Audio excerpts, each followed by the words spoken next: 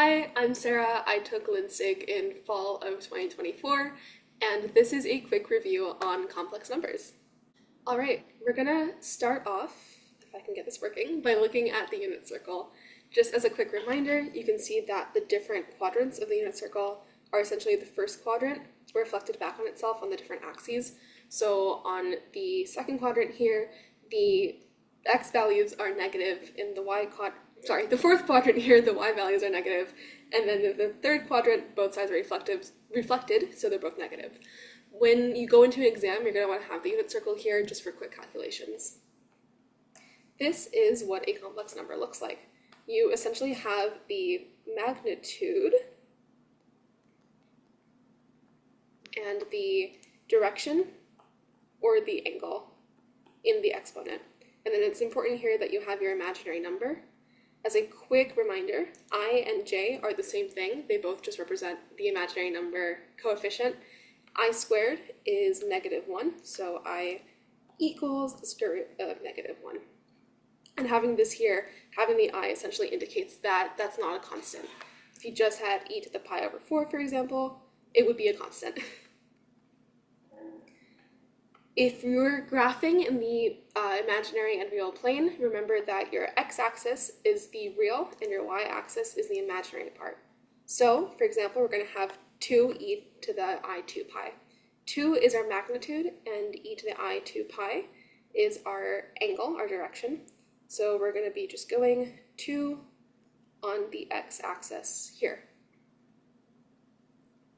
All right. There are a few different ways to represent a complex number. They're often referred to as z, as you can see here, or a plus bi. We have the way that I just showed you, which is the polar form, and then this other way of doing it, which is the Cartesian form.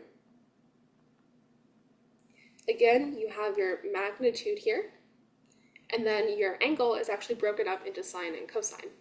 If we take a look back at our graph here, we can see that the cosine represents the real and the sine represents the imaginary.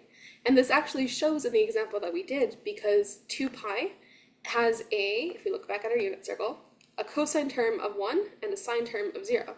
So it makes sense that it's just a line going in the x direction. So I'm going to go ahead and write that down. The cosine term is the x, and the imaginary term, the imaginary term or the sine term is your y.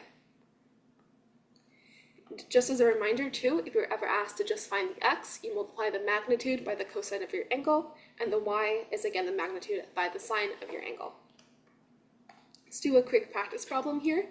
Write e to the pi over 4j in the Cartesian form. You can go ahead and pause the video or just watch me and I'll solve it next. So we take e to the pi over 4j. We have a magnitude here of 1. It's not written in, of course, but you see it. So we're going to translate it to cosine of our angle, which is pi over 4, plus I, or j, sine of pi over 4. Now we can take a look back at our unit circle, and we see that the pi over 4 has a cosine and a sine of of root 2 over 2. So we can fill that in here, root 2 over 2, plus I root 2 over 2. Cool. You could also find the magnitude by taking the square root of the x term and the y term individually squared. So for example, the magnitude of that thing that we just did would be the square root of root 2 over 2 squared plus the square root of root 2 over 2 squared, which is just root 2 over 2. All right. We'll do another one here. What is the magnitude of 1/2 plus root 3 over 2i? Again, 1/2 squared plus root 3 over 2 squared. I'm not in the mood to do the algebra there, but you can do it and confirm your answer with a calculator. Here we're asking, this is another way of asking for the magnitude and then the angle. So if we take the root 2 over 2, you could actually notice that if you're trying to turn this into something that's on the unit circle, you can multiply it by 1/2, because 1/2 root 2 minus root 2 over minus root 2i is the same thing as root 2 over 2 minus root 2 over 2i.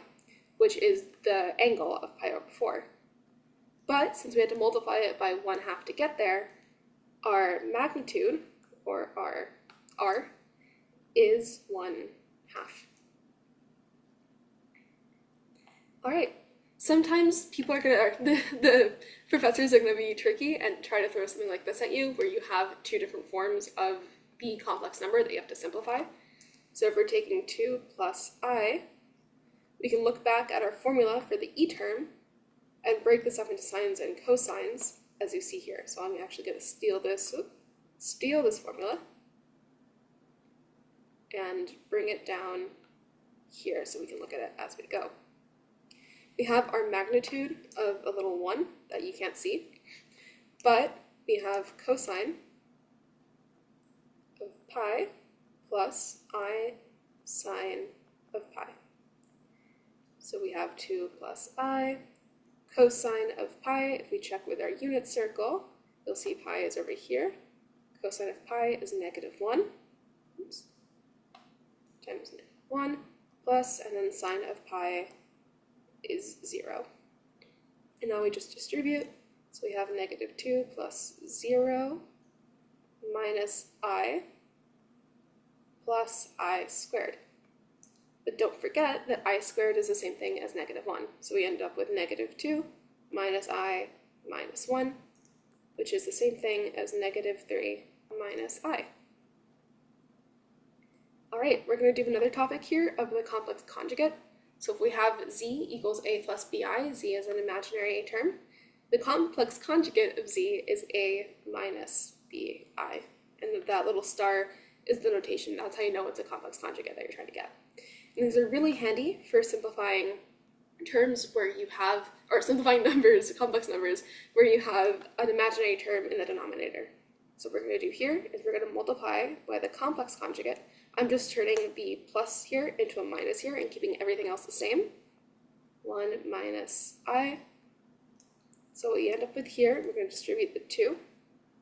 So we're going to do 2 minus 2I over, distribute the 1 first, 1 squared, minus I plus I minus I squared. And that is a mouthful. But this turns into 2 minus 2I over 1 squared minus I squared. It's 2 minus 2I over 1 I squared is -1, but then there's a negative sign in front of it, and 1 plus 1 is 2. So I'm actually gonna just do a 2 there. And if we divide everything by 2, you get 1 minus I. And that's our simplified version. This is a handy proof that I actually didn't use until the final, but you can actually rewrite I to the -1 as -I. So let's go ahead and prove that really quickly. I to the -1 is the same thing as 1 over I. And then, as we do when we have an imaginary term in the denominator, we're going to multiply by the complex conjugate. I can actually be written as 0 plus I, right? So we're going to multiply by, so if z is 0 plus I, z star is 0 minus I.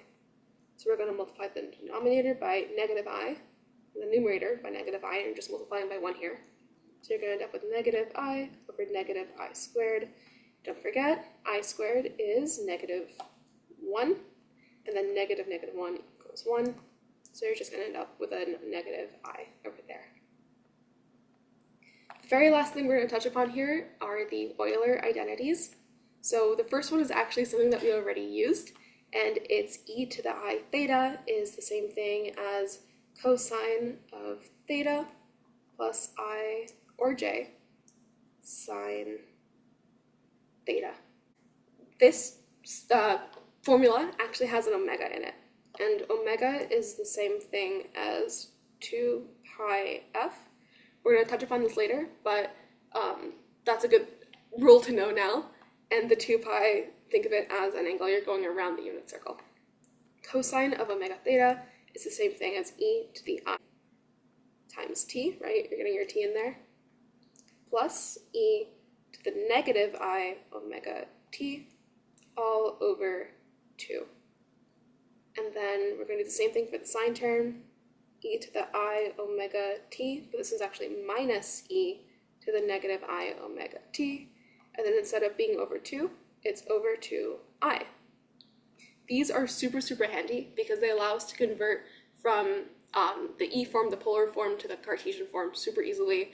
And you'll see sometimes on an exam when you're simplifying something, you might get a result that looks like this, and you can turn it into the cosine term or the sine term to better analyze it and better understand what's going on here.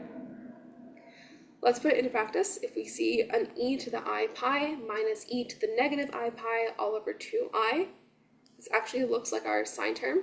So we're going to get a sine, and then look at what's in the exponent other than the I. We have a pi. So we're going to have a sine of pi over there.